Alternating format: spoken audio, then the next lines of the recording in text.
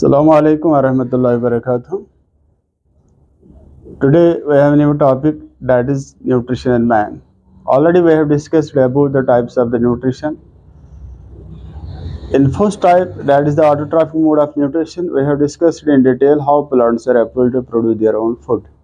In second type of nutrition, that is heterotrophic mode of nutrition, we have discussed the different types of the nutrition, and we have already discussed about the nutrition in amoeba.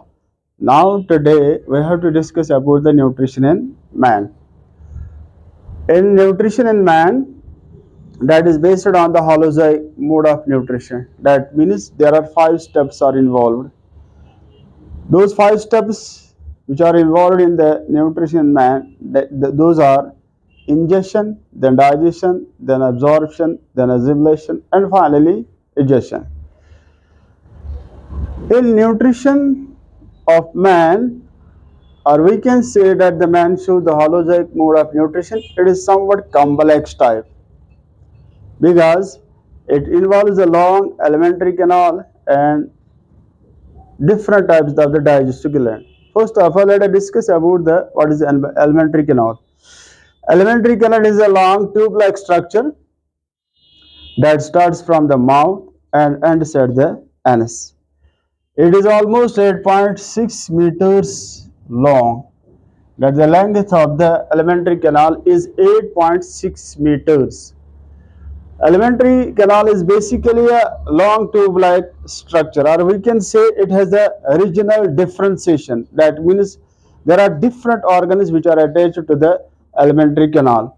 तो इस alimentary canal के साथ बहुत सारे ऐसे organs हैं जो इसके साथ attached है. So we can say based on the number of organs which are attached to the alimentary canal, we can say it is the regional differentiation of the alimentary canal. और उसके साथ साथ we can say those organs which are attached to the alimentary canal, उसके साथ जो alimentary canal के साथ जो organs attached है उनमें अलग अलग काम है. That means physiological division of labor is there. तो हर एक जो organ है वो अपना अपना काम करता है. तो let us start from this alimentary canal. उसमें जो सबसे पहले है mouth. What is mouth? Mouth is a transverse aperture, or we can say simply we can say it is a kind of opening. It is guarded by the 2 lips, or through which we can take food, or simply ingestion of food takes place through the mouth. तो उसके बाद ये जो buccal cavity है, buccal cavity is a cavity like structure. तो जो इसमें जो फूड फिर पड़ता है, तो फिर फूड जब इसमें आता है तो उसमें बकल कैविटी में टीथ है और उसके साथ साथ टंग है. तो हमारे पास जो टीथ है वो कितने हैं? Total number of teeth that is 32. Upper jaw में 16 और लोअर जॉ में 16. और उसमें जो इंसान के पास है टीथ है that is of heterodont. That mean different types of teeth are here. तो उसमें मुख्तलिफ किस्म के दांत है. सबसे पहले कैनाइनस है. कैनाइनस का स्ट्रक्चर क्या है? Chisel shaped but sharp, those are very sharp. और उसके बाद ये इंसिजर्स है, those are also chisel shaped and are sharp. और उसके बाद ये जो प्रीमोलर्स है दोज आर डैगर शेप्ड. और उसके बाद molars those are also dagger shaped, और we can say cusped shaped.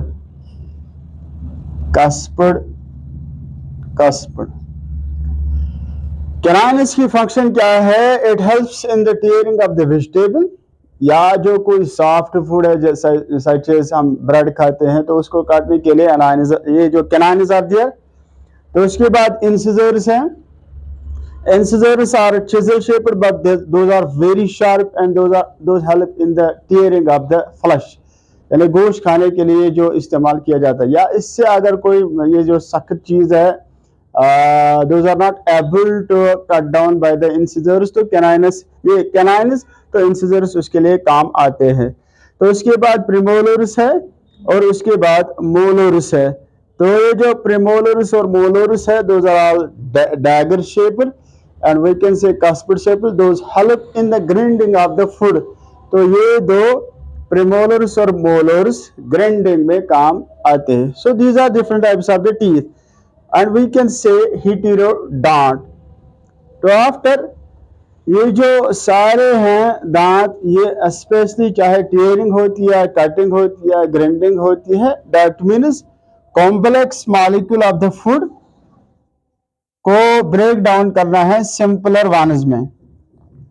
That is the function of the ये जो हेटेरोडॉन्ट यानी कैनाइन इंसिजर्स, प्रेमोलर्स और मोलर्स का, या ओवरऑल डाइजेशन ऑफ मैन, उसमें यही है कि complex molecule of the food को कन्वर्ट करना है सिंपलर वन में. तो already we have discussed what are simpler ones of food, उसको क्या कहते हैं, तो हमने ये डिस्कस किया है. तो उसके बाद ये जो टंग है, tongue is somewhat, it is a muscular organ. Totally ये क्या है, मस्क्यूलर है. तो मस्क्यूलर होने के साथ साथ it is producible, that means we are able to move it out and in. तो अंदर बाहर कर सकते हैं ये जो टंग है.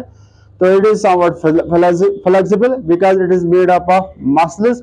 तो ये जो फूड निकलता है चाहे with the help of the ये जो टीथ है, तो उसको क्या होता है, बकल कैविटी में सलाइवा आता है. That saliva is produced by the salivary gland. Salivary gland के साथ आता है. तो सलाइवा मिक्स होता है फूड के साथ, तो उसको कहते हैं mastication. Mastication of the food is done by the tongue, और टंग के जरिए से मास्टिकेशन ऑफ द फूड होता है. That is saliva is mixed with the food with the help of the tongue, तो उसको कहते हैं मास्टिकेशन. तो उसके साथ फिर जब आगे फूड जाता है, बकल कैविटी से लेकर आगे फूड जाता है, तो उसके बाद फेरेंक्स आता है. फेरेंक्स क्या होता है, it is the top of the oesophagus और विंड पाइप. चाहे आप विंड पाइप लोगे या ईसोफेगस लोगे, there is a protection like structure और funnel like structure, that is called the pharynx. और इस फेरेंक्स में एक तो गिलट होता है, दूसरा है गिलट्स. तो in this cross section that is present at the top of the esophagus or windpipe, तो इस क्रॉस सेक्शन में एक चीज होता है that is gullet और दूसरा है glottis. ये glot that leads to the windpipe, ये windpipe की तरफ जाता है, और ये जो gullet है that leads to the esophagus.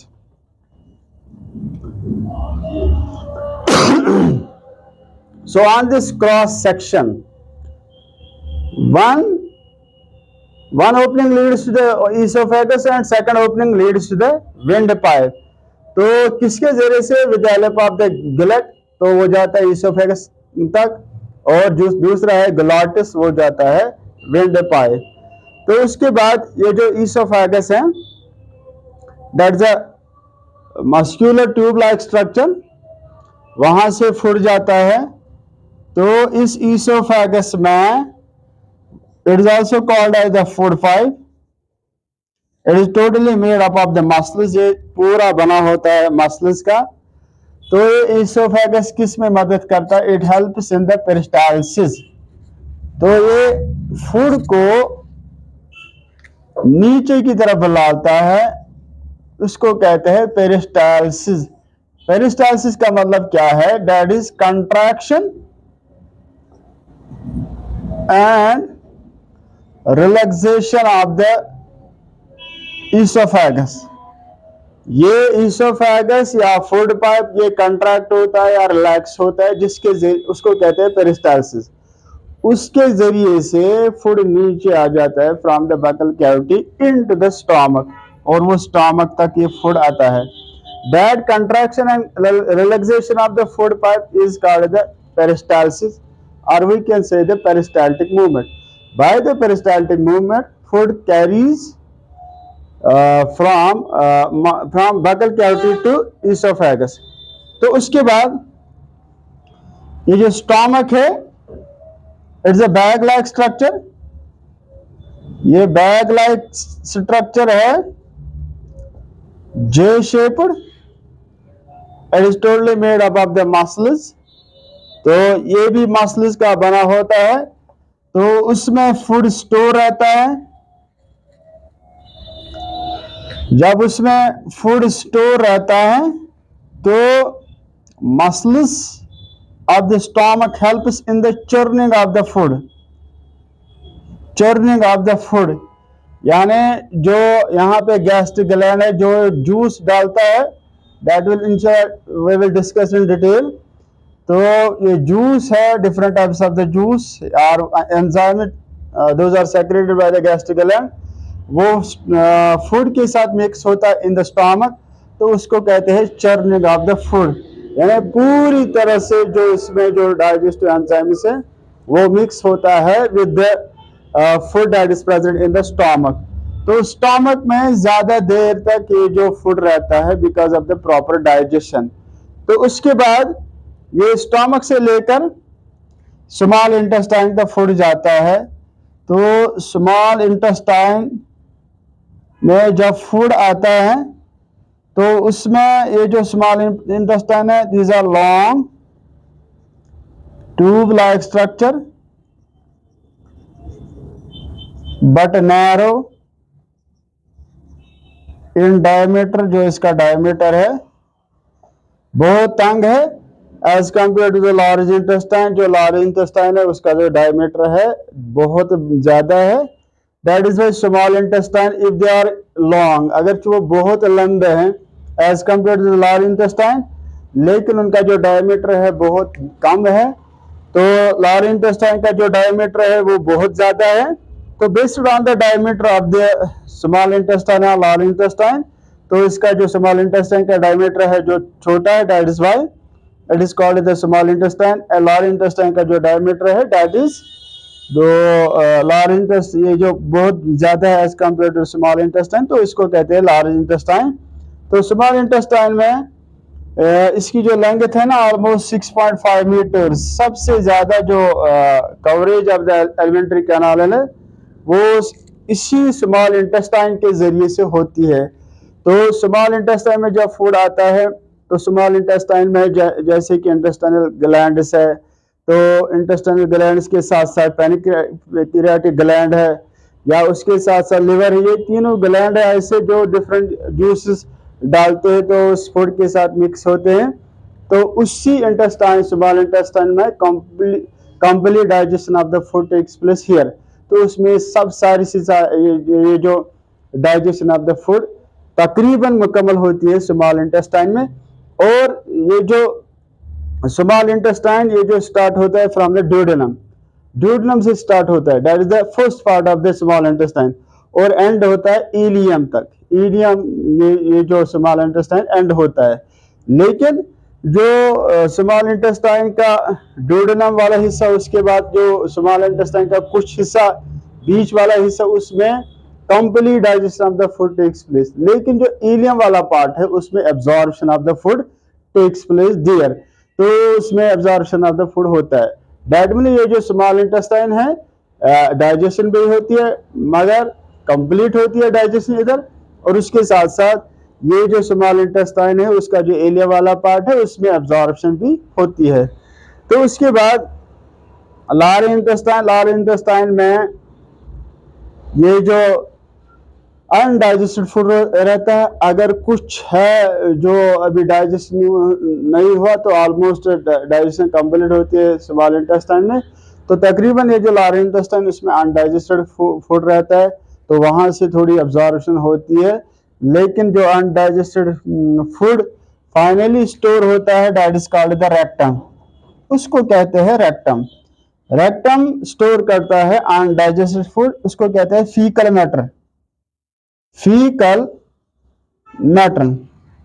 तो faecal matter is overall waste, तो उसको बाहर निकालने के लिए anus is there that is present at the posterior end of the alimentary canal.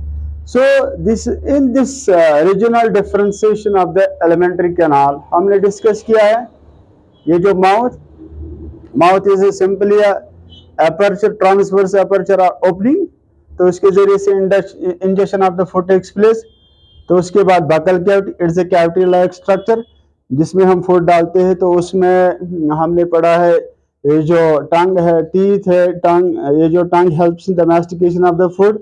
तो उसके साथ साथ teeth helps in the grinding और टीयरिंग और कटिंग ऑफ द फूड। और उसके साथ साथ तो what is the structure, actual structure of the buccal cavity, ये हम नेक्स्ट लेक्चर में डिटेल में डिस्कस करेंगे। तो उसके बाद जो फेरेंक्स है, pharynx it is somewhat a funnel like structure और we can say the protection.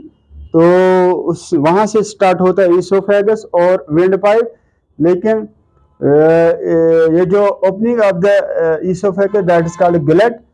तो दूसरा ये है opening of the wind pipe that is called glottis. तो उन दोनों को प्रोटेक्ट करता है फेरेंक्स। तो oesophagus it's a long muscular tube like structure जिसके जरिए से कंट्रैक्शन और रिलैक्सेशन ऑफ द फूड, उसको कहते हैं पेरिस्टालसिस। तो उसके जरिए से फूड आता है from the buccal cavity to the stomach. उसके बाद stomach it is a bag like structure, muscular, total muscular है। तो जे शेप्ड है, उसमें चर्निंग ऑफ द फूड, इसको कहते हैं mechanical churning of the food होता है। तो बेसिकली जो गैस्ट्रिक ग्लैंड है ना, उसमें the different types of the enzymes निकलते हैं या एससीएल निकलता है, म्यूकस निकलता है, वो सारा कुछ मिक्स होता है with the food in the intestine. It is only because of the muscular movement of the stomach. और उसके बाद small intestine है। small intestine total length of the ये जो alimentary canal है 8.6 मीटर, लेकिन उसकी जो total length है small intestine that is 6.5। तो सबसे ज्यादा coverage of the alimentary canal है ना, that is taken by the small intestine। तो उस स्मॉल इंटेस्टाइन में complete digestion of the food, उसको ये तीन ऐसे ग्लैंड से, लिवर है, पैनिक्रियाटिक ग्लैंड है, तो उसके साथ साथ इंटेस्टाइनल ग्लैंड है, जिसको ये एक किस्म का जूस डालता है, इसको कहते हैं साकस एंटेरिकस। उसके जरिए से complete digestion of the food takes place here in small intestine. तो at the ileum part of the small intestine, वहां से फिर अब्जॉर्प्शन ऑफ द फूड होता है। Digest food is carried through the blood to all parts of the body from small intestine. तो इसके बाद large intestine है। लार्ज इंटेस्टाइन उनका जो डायमीटर है that is greater than the diameter of the small intestine, that is why they are called as the largest intestine।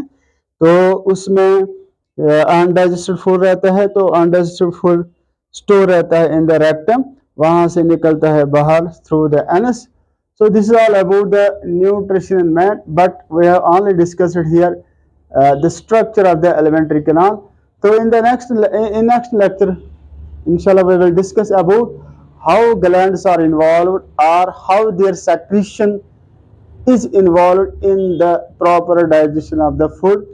So inshallah next time we will discuss about this lecture. Till then, assalamu alaikum wa rahmatullahi wa barakatuh.